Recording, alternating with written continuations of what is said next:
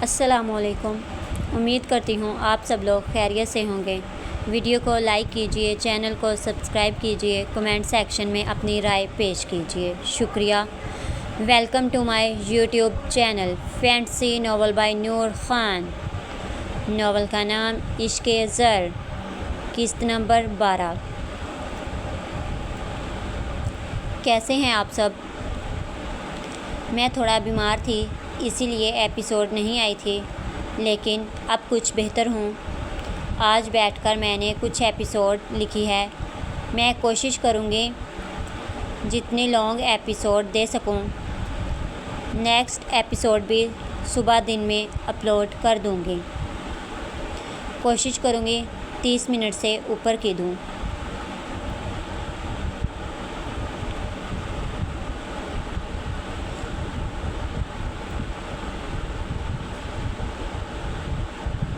Episode 12۔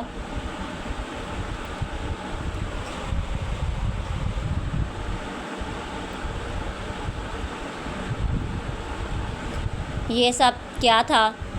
Junaid نے کسے مارا ہے اور کس کے ساتھ زیادتی کرنے کی کوشش کر رہے تھے؟ اور بلاج بھائی کہاں جا رہے ہیں؟ وہ پولیس کے پاس جا رہے ہیں۔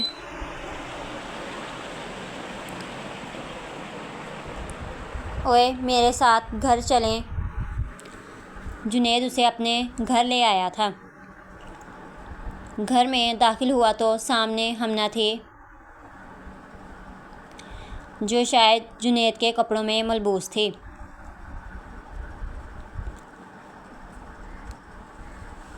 یہاں گھر میں وہ پہلے بھی آتا رہتا تھا، مگر ہمنا یہاں سائیں یہ وہی لڑکی ہے۔ رات کو میں ایسے گھر نہیں رکھ سکتا تھا۔ بلاج سائیں کے ولی میں نے ہمنا سے نکاح کر لیا تھا۔ اس وقت مجھے یہی مناسب لگا تھا۔ میں چاہتا ہوں آپ ایک دفعہ مل لیں ہمنا سے، شاید اس کی ذہنی حالت کچھ بہتر ہو جائے۔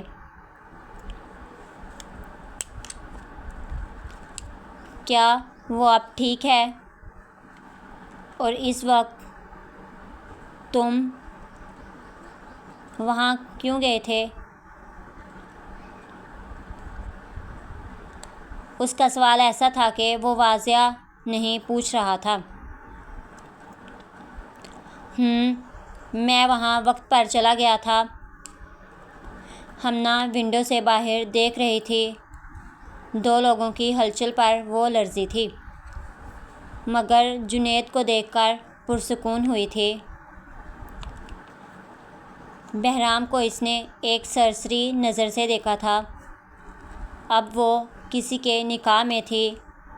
اب بہرام کا سوچنا اس کے لیے گناہ تھا۔ جنید اور وہ دونوں چلتے ہوئے اندر ہال میں آ گئے۔ ہمنا بہرام سائیں ملنے آئے ہیں۔ جنید نے اسے خاموش دیکھ کر بات کا آغاز کیا۔ اس نے بالکل مختصر جواب دیا۔ تم دونوں بات کرو، میں آتا ہوں۔ آپ کہاں جا رہے ہیں؟ وہ فوراً بولی۔ ابھی آ رہا ہوں، چائے بنا کر لاتا ہوں۔ مجھے بہت دکھ ہوا ہمنا۔ سمجھ نہیں آتا میں کس طرح تم سے نظر ملاؤں۔ میں کیسے غافل ہو گیا۔ تم ذمہ داری تھی میری۔ میں نے کیسے کر دیا یہ سب؟ کتنی بڑی لاپرواہی ہو گئی۔ وہ رواداری سے بول رہا تھا۔ ہمنا نے حیرت سے اسے دیکھا، جو غلطی نہ ہونے کے باوجود بھی گلٹ میں تھا۔ میں آپ کی ذمہ داری نہیں تھی۔ میں نے بھی لاپرواہی کی تھی۔ مجھے اکیلے ایسے نہیں جانا چاہیے تھا۔ مجھے لگتا تھا شیزہ فائزہ میرے ساتھ ہیں، مگر وہ دونوں، اب کی بار آنسو نکلے تھے۔ ان سے اس چیز کا الگ حساب لوں گا۔ تمہارے ایک ایک آنسو کا بدلہ سود سمیت دیں گے۔ آپ ایسا کیوں کریں گے میرے لیے؟ تمہیں پتہ ہے تم مجھے بہت اچھی لگی تھی، شرم، حیا، عزت سب تھا تم میں۔ بھائی نے تمہیں بہن کہا تھا، وہ ایسے کسی کے سر پر ہاتھ نہیں رکھتے۔ تمہیں پتہ ہے جب تم چلی گئی تھی وہ چاہتے تھے ہاسٹل سے تمہیں گھر لے آؤں، تم ہمارے ساتھ رہو۔ اگر میری کوئی بہن ہوتی تمہاری طرح ہوتی۔ وہ اسے بہن سمجھتا تھا۔ دونوں میں اب بالکل خاموشی تھی، آنسو مسلسل بہہ رہے تھے۔ اس نے بدلے میں کوئی جواب نہیں دیا۔ کیا تم ناراض ہو؟ میں جانتا ہوں مجھ سے غلطی ہوئی ہے، مجھے اتنا لاپرواہ نہیں ہونا چاہیے تھا، مجھے لگا ہم سب دوست ہیں۔ لگنے سے دوست نہیں بن جاتے سائیں۔ جنید نے 3 کپ چائے ٹیبل پر رکھی۔ اب وہ ہمنا کے قریب بیٹھا تھا، بہت قریب تھا، اس کی ہتھیلی پر اس کے آنسو گر رہے تھے۔ جنید نے اپنا بازو اس کے کندھے پر پھیلایا۔ ہمنا، سب ٹھیک ہو جائے گا۔ اب وہ تینوں چائے پی رہے تھے۔ بہرام وہاں سے سیدھا حویلی آیا تھا، اسے حویلی جا کر داجی سے بات کرنی تھی۔ ادھر آؤ۔ جنید باہر سے کچھ بیگ لے کر اندر آیا،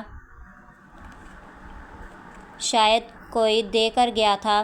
اس نے ہمنا کو بھی ساتھ آنے کا اشارہ کیا۔ بیگ اب بیڈ پر رکھے، یہ کچھ کپڑے آن لائن آرڈر کیے تھے تمہارے لیے، ایک دفعہ چیک کر لو سائز ٹھیک ہے۔ اس کی کیا ضرورت تھی؟ تو کیا تم میرے کپڑوں میں ہی رہنا چاہتی ہو؟ اگر ایسا ہے تو مجھے تو کوئی اعتراض نہیں۔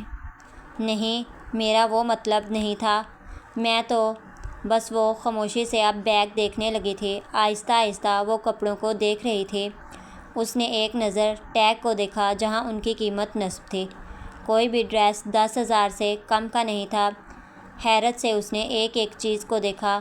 5 عدد ڈریس تھے جن کی ٹوٹل قیمت 75,000 بنتی تھی، 2 جوڑے جوتے تھے جن کی قیمت 12,000 تھی، اس کے علاوہ کچھ کاسمیٹک کا سامان تھا۔ ایک دن میں وہ اس پر 1 لاکھ خرچہ کر چکا تھا۔ وہ حویلی کا ایک ملازم تھا، اتنے پیسے خرچ کرنا اس کے لیے ایک جھٹکا تھا۔ یہ سب بہت مہنگے ہیں۔ نہیں، مگر یہ تم پر اچھے لگیں گے۔ ابھی مصروف تھا مگر اگلی دفعہ تمہیں ساتھ لے کر جاؤں گا۔ آپ کو اندازہ ہے آپ 1 لاکھ خرچہ کر چکے ہیں؟ نہیں، مجھے اندازہ نہیں تھا، تمہارا حساب اتنا اچھا ہے۔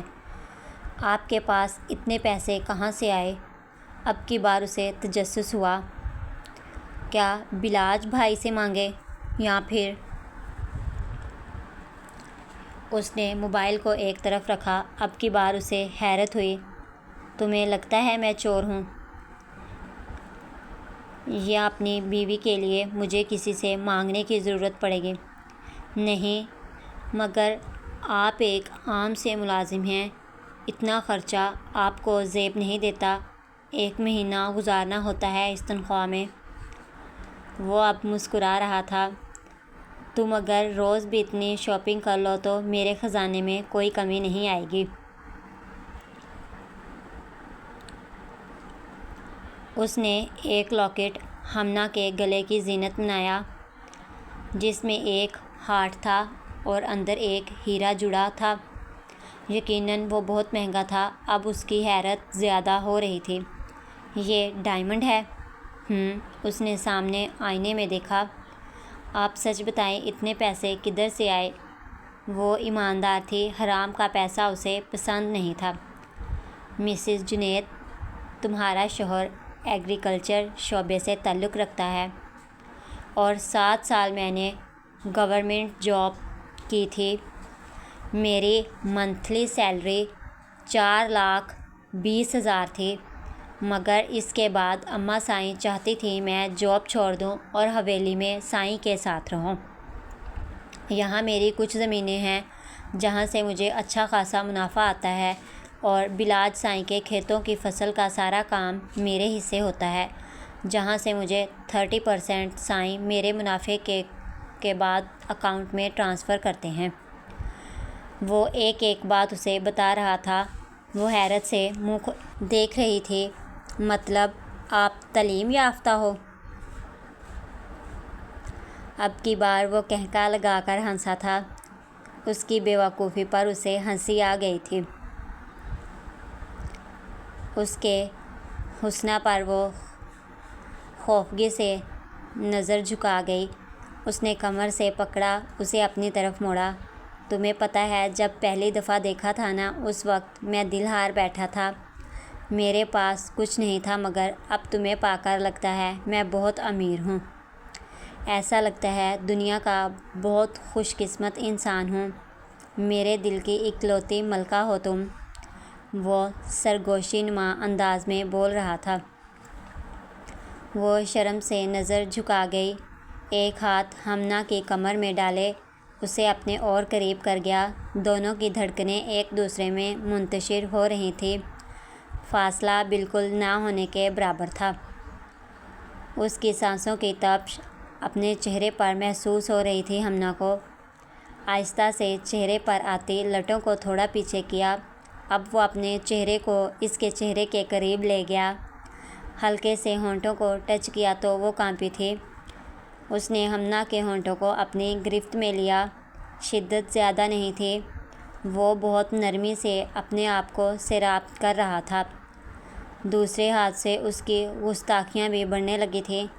ہمنا نے اس کی قمیض کو اپنے ہاتھوں میں جکڑا تھا۔ اس کی شدت میں وہ بھی ساتھ دینے لگی تھی۔ دونوں میں محبت کا رشتہ تھا۔ شاید نکاح کے بعد پاک محبت ہوتی ہے۔ یہ کیا کر رہی ہو زرنور؟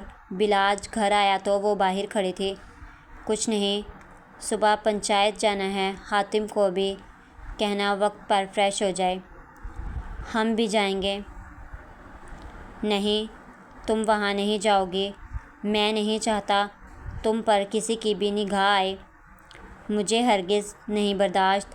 اور خود کسی پر بھی نگاہ ڈالو، کسی کو بھی اپنے خسار میں لو، تب کہاں ہوتی ہے مردانگی تمہاری؟ کیا مطلب؟ کیا کہنا چاہتی ہو تم؟ وہی جو آپ سمجھ رہے ہیں۔ اسلام آپ کو 4 کی اجازت دیتا ہے، مانتی ہوں، مگر بیوی کے ہوتے ہوئے رکھیل کی تو نہیں دیتا۔ تمہارا دماغ خراب ہے کیا؟ ابھی تو ٹھیک ہوا ہے دماغ۔ ہمیں داجی سے کچھ بات کرنی ہے۔ ایک کپ چائے بنا کر لے آؤ۔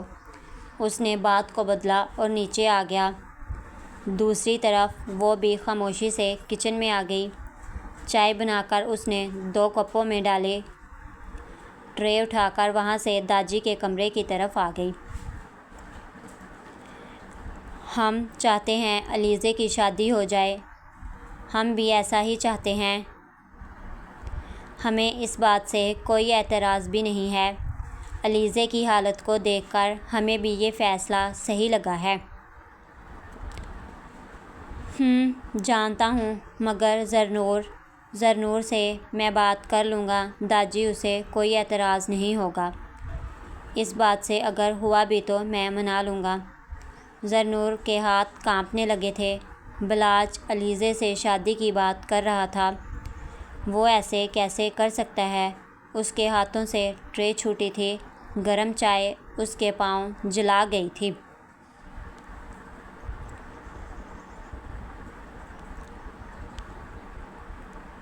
پھر کیا سوچا ہے تم نے؟ میں کسی قیمت پر حاتم کو نہیں زندہ چھوڑ سکتی تھی۔ آہستہ آہستہ وہ بھی حاکم کی طاقت بنتا جا رہا ہے۔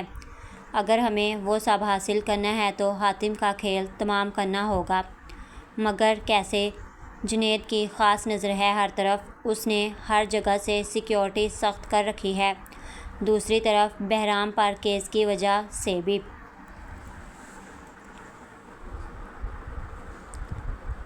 شہباز میری بات سنو، اگر بہرام کو کچھ ہوا تو میں تمہیں زندہ نہیں چھوڑوں گی۔ میں جانتی ہوں تم نے ان دونوں لڑکوں کے باپ کو یہاں بھیجا تھا۔ اگر دوبارہ ایسی غلطی ہوئی تو یقیناً تمہیں مارنے کا حوصلہ بھی رکھتی ہوں میں، اسی لیے سوچ سمجھ کر کرنا جو بھی کرو گے۔ تم مجھے دھمکی دے رہی ہو؟ جو بھی سمجھو